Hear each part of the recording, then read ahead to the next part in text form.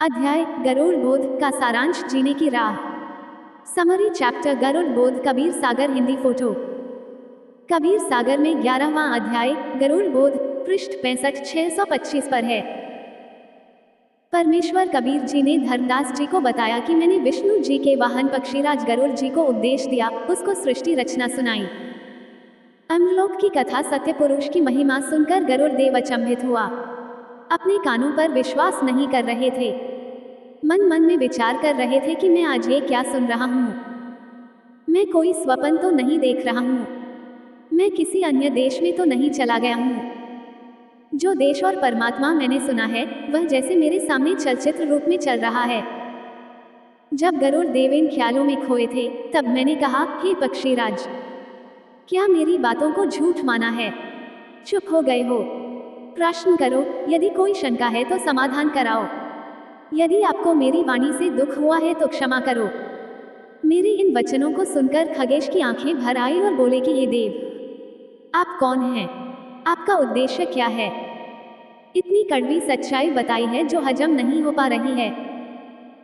जो आपने अमलोक में अमर परमेश्वर बताया है, यदि यह सत्य है तो हमें धोखे में रखा गया है। यदि यह बात असत्य है तो आप निंदा के पात्र हैं, अपराधी हैं। यदि सत्य है तो गरुड़ आपका दास खास है। परमेश्वर कबीर जी ने धर्मदास जी को बताया कि मैंने कहा, हे गरुड़ देव, जो शंका आपको हुई है ये स्वाभाविक है, परंतु आपने संयम से काम लिया है। यह आपकी महानता है। परंतु मैं जो आपको अमर पुरुष तथा सत्यलोक की जानकारी दे रहा हूँ वो परम सत्य है। मेरा नाम कबीर है। मैं उसी अमर लोक का निवासी हूँ। आपको काल ब्रह्म ने भ्रमित कर रखा है। ये ज्ञान ब्रह्मा, विष्णु तथा शिव जी को भी नहीं है। आप विचार करो गरुड़ जी, जीव का जन्म होता है, आनंद से रहने लगता है, परिवार विस्तार होता है, उसके पालन पोषण में सांसारिक परंपराओं का निर्वाह करते करते वृद्धा हो जाता है। जिस परिवार को देख देखकर अपने को धन्य मानता है, उसी परिवार को त्याग कर संसार छोड़कर मजबूरन जाना पड़ता है। स्वयं भी रो रहा है, अंतिम श्वास गिन रहा है, परिवार भी दुखी है। यह क्या रीति है? क्या यह उचित है? गरुड़ देव बोले, हे कबीर देव, ये तो संसार का विधान है। जन्मा है तो मरना भी है। परमेश्वर जी ने कहा कि क्या कोई मरना चाहता है? क्या कोई वृद्धावस्था पसंद करता है? गरुड़ देव का उत्तर इक्वल्स नहीं। परमेश्वर कबीर जी ने कहा कि यदि ऐसा हो कि न वृद्ध अवस्था हो न मृत्यु तो कैसा लगे? गरुड़ देव जी ने कहा कि कहना ही क्या, ऐसा हो जाए तो आनंद हो जाए, परंतु ये तो ख्वाबी ख्याल स्वप्न विचार जैसा है। हे धर्मदास, मैंने कहा कि वेदों तथा पुराणों को आप क्या मानते हो, सत्य या असत्य? गरुड़ देव जी ने कहा, परम सत्य। देवी पुराण के तीसरे स्कंद में स्वयं विष्णु जी ने कहा कि हे माता, तुम शुद्ध स्वरूपा हो। ये सारा संसार तुमसे ही उद्भाषित हो रहा है। मैं ब्रह्मा तथा शंकर आपकी कृपा से विद्यमान हैं। हमारा तो आविर्भाव जन्म तथा तिरोभाव मृत्यु हुआ करता है। परमेश्वर कबीर जी के मुख कमल से ऐसे पुख्ता प्रमाण, सटीक प्रमाण सुनकर गरुड़ देव चरणों में गिर गए। अपने भाग्य को सराहा और कहा कि जो देव सृष्टि की रचना, ब्रह्मा विष्णु महेश तथा दुर्गा देव तथा निरंजन तक की उत्पत्ति जानता है, वही रचनहार परमेश्वर है। आज तक किसी ने ऐसा ज्ञान नहीं बताया। यदि किसी जीव को पता होता, चाहे वह ऋषि महर्षि भी है, तो अवश्य कथा करता। मैंने बड़े बड़े मंडलेश्वरों के प्रवचन सुने हैं, किसी के पास ये ज्ञान नहीं है। इनको वेदों तथा गीता का भी ज्ञान नहीं है। आप स्वयं को छुपाए हुए हो। मैंने आपको पहचान लिया है। कृपा करके मुझे शरण में ले लो परमेश्वर। परमेश्वर कबीर जी ने गरुड़ से कहा कि आप पहले अपने स्वामी श्री विष्णु जी से आज्ञा ले लो कि मैं अपना कल्याण कराना चाहता हूँ। एक महान संत मुझे मिले हैं, मैंने उनका ज्ञान सुना है। यदि आज्ञा हो तो मैं अपना कल्याण करा लूँ। मैं आपका दास नौकर हूँ, आप मालिक हैं। हमें सब समय इकट्ठा रहना है। यदि मैं छिपकर दीक्षा ले लूंगा तो आपको दुख होगा। गरुड़ ने ऐसा ही किया। विष्णु जी से सब बात बताई। श्री विष्णु जी ने कहा, मैं आपको मना नहीं करता, आप स्वतंत्र हैं। आपने अच्छा किया, सत्य बता दिया, मुझे कोई ऐतराज नहीं है। हे धर्मदास, मैंने गरुड़ को प्रथम मंत्र दीक्षा 5 नाम कमलों को खोलने वाले प्रत्येक देव की साधना के नाम की दी। गरुड़ देव ने कहा कि हे गुरुदेव, यह मंत्र तो इन्हीं देवताओं के हैं, अमर पुरुष का मंत्र तो नहीं है। परमेश्वर कबीर जी ने कहा कि ये इनकी पूजा के मंत्र नहीं हैं। ये इन देवताओं को अपने अनुकूल करके इनके जाल से छूटने की कुंजी की है। इनके वशीकरण मंत्र हैं। जैसे भैंसे को आकर्षित करने के लिए यदि उसको भैंसा भैंसा करते हैं तो वह आवाज करने वाले की ओर देखता तक नहीं। जब उसका वशीकरण नाम पुकारा जाता है हुर तो वह तुरंत प्रभाव से सक्रिय हो जाता है। आवाज करने वाले की ओर दौड़ा आता है। आवाज करने वाला व्यक्ति उससे अपनी भैंस को गर्भ धारण करवाता है। इसी प्रकार आप यदि श्री विष्णु जी के अन्य किसी नाम का जाप करते रहें, वे ध्यान नहीं देते। जब आप इस मंत्र का जाप करोगे तो विष्णु देव जी तुरंत प्रभावित होकर साधक की सहायता करते हैं। ये देवता तीनों लोकों पृथ्वी, स्वर्ग तथा पाताल के प्रधान देवता हैं। ये केवल संस्कार कर्म लिखा ही दे सकते हैं। इस मंत्र के जाप से हमारे पुण्य अधिक तथा भक्ति धन अधिक संग्रहित हो जाता है। उसके प्रतिफल में ये देवता साधक की सहायता करते हैं। इस प्रकार इनकी साधना तथा पूजा का अंतर समझना है। जैसे अपने को आम खाने हैं तो पहले मेहनत मजदूरी नौकरी करेंगे, धन मिलेगा तो आम खाने को मिलेगा। नौकरी पूजा नहीं होती, उस समय हमारा पूज्य आम होता है। पूज्य की प्राप्ति के लिए किया गया प्रयत्न नौकरी है। इसी प्रकार अपने पूज्य परमेश्वर कबीर जी हैं तथा अमर लोक है। उसके लिए हम श्री ब्रह्मा, श्री विष्णु, श्री शिव, श्री गणेश तथा श्री दुर्गा जी की मजदूरी करते हैं, साधना करते हैं, पूजा परमेश्वर की करते हैं। गरुड़ जी बड़े प्रसन्न हुए और इस अमृत ज्ञान की चर्चा हेतु श्री ब्रह्मा जी से मिले। उनको बताया कि मैंने एक महर्षि से अद्भुत ज्ञान सुना है, मुझे उनका ज्ञान सत्य लगा है। उन्होंने बताया कि आप ब्रह्मा, विष्णु तथा शिव नाशवान हो, पूर्ण करतार नहीं हो। आप केवल भाग्य में लिखा ही दे सकते हो। आप किसी की आयु वृद्धि नहीं कर सकते हो। आप किसी के कर्म कम अधिक नहीं कर सकते। पूर्ण परमात्मा अन्य है, अमर लोक में रहता है। वह पाप कर्म काट देता है। वह मृत्यु को टाल देता है, आयु वृद्धि कर देता है। प्रमाण भी वेदों में बताया है। ऋग्वेद मंडल 10 सूक्त 161 मंत्र 2 में कहा है कि रोगी का रोग बढ़ गया है, वह मृत्यु को प्राप्त हो गया है, तो भी मैं उस भक्त को मृत्यु देवता से छुड़वा लाऊं, उसको नवजीवन प्रदान कर देता हूँ, उसको पूर्ण आयु जीने के लिए देता हूँ। ऋग्वेद मंडल 10 सूक्त 161 मंत्र 5 में कहा है कि हे पुनर्जन्म प्राप्त प्राणी, तू मेरी भक्ति करते रहना। यदि तेरी आंखें भी समाप्त हो जाएंगी तो तेरी आंखें स्वस्थ कर दूंगा, तेरे को मिलूंगा भी, यानी मैं तेरे को प्राप्त भी होऊंगा। ब्रह्मा जी को वेद मंत्र कंठस्थ हैं, तुरंत समझ गए, परंतु संसार में लोकवेद के आधार से ब्रह्मा जी अपने आप को प्रजापिता यानी सबकी उत्पत्तिकर्ता मान रहे थे। वेदों को कंठस्थ याद कर लेना भिन्न बात है, वेद मंत्रों को समझना विशेष ज्ञान है। मान बढ़ाई वश होकर ब्रह्मा जी ने कहा कि वेदों का ज्ञान मेरे अतिरिक्त विश्व में किसी को नहीं है। इन मंत्रों का अर्थ गलत लगाया है। कबीर परमेश्वर ने ऐसे व्यक्तियों के विषय में कहा है कि कबीर जानबूझ साक्षी तजें, कर झूठ से ने, ताकि संगत है प्रभु स्वपन में भी ना दिया।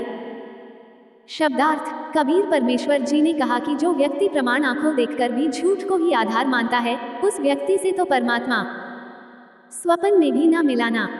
वह इतना दुष्ट है, उससे ज्ञान चर्चा करना व्यर्थ है। ब्रह्मा जी गरुड़ के वचन सुनकर अति क्रोधित हुए और कहा कि तेरी पक्षी वाली बुद्धि है, तेरे को कोई कुछ कह दे, उसी की बातों पर विश्वास कर लेता है, तेरे को अपनी अक्ल नहीं है। ब्रह्मा जी ने उसी समय विष्णु, महेश, इंद्र तथा सब देवताओं व ऋषियों को बुला लिया। सभा लग गई। ब्रह्मा जी ने उनको बुलाने का कारण बताया कि गरुड़ आज नई बात कर रहा है कि ब्रह्मा विष्णु महेश नाशवान हैं, पूर्ण परमात्मा कोई अन्य है, वह अमर लोक में रहता है, तुम करता नहीं हो। ये बात सुनकर श्री विष्णु जी तथा श्री शिव जी बहुत क्रोधित हुए और गरुड़ को ब्रह्मा वाले उलाहने, दोष निकालकर बुरा भला कहना कहे। फिर सबने मिलकर निर्णय लिया कि माता दुर्गा जी से सत्य जानते हैं। सब मिलकर माता के पास गए। यही प्रश्न पूछा कि क्या हमारे ब्रह्मा, विष्णु तथा शिव से अन्य कोई पूर्ण प्रभु है? क्या हम नाशवान हैं? माता ने दो टूक जवाब दिया कि तुमको ये गलतफहमी, भ्रम कब से हो गया कि तुम अविनाशी तथा जगत के कर्ता हो। यदि ऐसा है तो तुम मेरे भी कर्ता बाप हुए, जबकि तुम्हारा जन्म मेरी कोख से हुआ है। वास्तव में परमेश्वर अन्य है, वही अविनाशी है, वही सबका कर्ता है। ये बात सुनकर सभा भंग हो गई, सब चले गए। परंतु ब्रह्मा विष्णु शिव जी के गले में ये सत्य नहीं उतर पा रहा था। उन्होंने गरुड़ को बुलाया। गरुड़ ने आकर प्रणाम किया, आदेश पाकर बैठ गया। तीनों देवताओं ने कहा, हे पक्षीराज, आपको कैसे विश्वास हो कि हम जगत के कर्ता हैं? आप जो चाहो परीक्षा करो। गरुड़ जी उठकर उड़कर मेरे पास कबीर जी के पास आए तथा सब वृतांत बताया। तब मैंने कहा कि बंगदेश वर्तमान में बांग्लादेश में एक ब्राह्मण का 12 वर्षीय बालक है। उसकी आयु समाप्त होने वाली है। वो कुछ दिन का मेहमान है। मैंने उस बालक को शरण में लेने के लिए ब्रह्मा, विष्णु, शिव की स्थिति बताई जो गरुड़ तेरे को बताई है। उस बालक ने बहुत विवाद किया और मेरे ज्ञान को नहीं माना। तब मैंने उस बालक से कहा कि तेरी आयु 3 दिन शेष है। यदि तेरे ब्रह्मा विष्णु शिव समर्थ हैं तो अपनी रक्षा कराओ। मैं इतना कहकर अंतर्ध्यान हो गया। बालक बेचैन है। उस बालक को लेकर देवताओं के पास जाओ, उनसे कुछ बनना नहीं है। फिर आप मेरे से ध्यान से बातें करना। मैं तेरे को आगे क्या करना है वह बताऊंगा। गरुड़ जी उस बालक को लेकर ब्रह्मा विष्णु शिव के पास गए।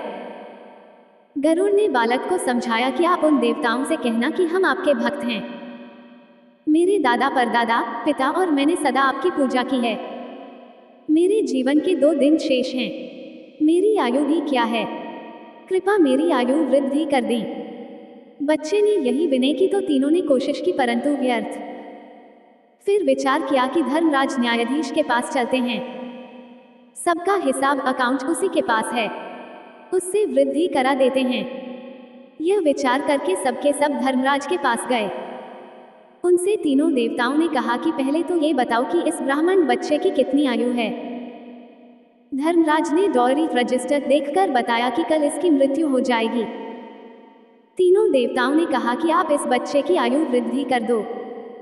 धर्मराज ने कहा, यह असंभव है। तीनों ने कहा कि हम आपके पास बार बार नहीं आते, आज इज्जत बेइज्जती का प्रश्न है। हमारे आए हुओं की इज्जत तो रख लो। धर्मराज ने कहा कि एक पल भी न बढ़ाई जा सकती है, न घटाई जा सकती है।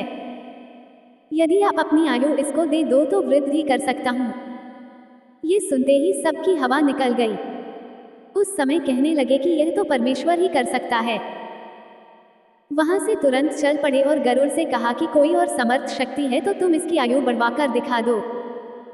गरुड़ ने कबीर जी से ध्यान द्वारा टेलीफोन से संपर्क किया। परमेश्वर कबीर जी ने ध्यान द्वारा बताया कि आप इसके लिए मानसरोवर से जल ले आओ। वहां एक श्रवण नाम का भक्त मिलेगा, उसको मैंने सब समझा दिया है, आप अमृत ले आओ। गरुड़ जी ने जैसी आज्ञा हुई वैसा ही किया। अमृत लाकर उस बच्चे को पिला दिया। उस बालक के पास मैं गया। गरुड़ ने उसे सब समझा दिया कि अमृत तो बहाना है, ये स्वयं परमेश्वर हैं। इन्होंने जल मंत्रित करके दिया था। बालक तुम दीक्षा ले लो, इस अमृत से तो 10 दिन जीवित रहोगे। बालक ने मेरे से दीक्षा ली। जब बालक 15 दिन तक नहीं मरा तो गरुड़ ने तीनों ब्रह्मा, विष्णु तथा शिव जी को बताया कि वह बालक जीवित है। मेरे गुरु जी से दीक्षा ले ली है। उन्होंने उस बच्चे को पूर्ण आयु जीने का आशीर्वाद दे दिया है। ब्रह्मा विष्णु महेश तीनों फिर धर्मराज के पास गए, साथ में गरुड़ भी गया। तीनों देवताओं ने धर्मराज से पूछा कि वह बालक कैसे जीवित है, उसको मर जाना चाहिए था। धर्मराज ने उसका खाता देखा तो उसकी आयु लंबी लिखी थी। धर्मराज ने कहा कि यह ऊपर से ही होता है, ये तो कभी कभी होता है। उस परमेश्वर की लीला को कौन जान सकता है। तीनों देवताओं को आश्चर्य हुआ, परंतु मान बढ़ाई के कारण प्रत्यक्ष देखकर भी सत्य को माना नहीं, अपना अहम भाव नहीं त्यागा। गरुड़ को विश्वास अटल हो गया। कबीर, राज तजना सहज है, सहज त्रिया का नेह।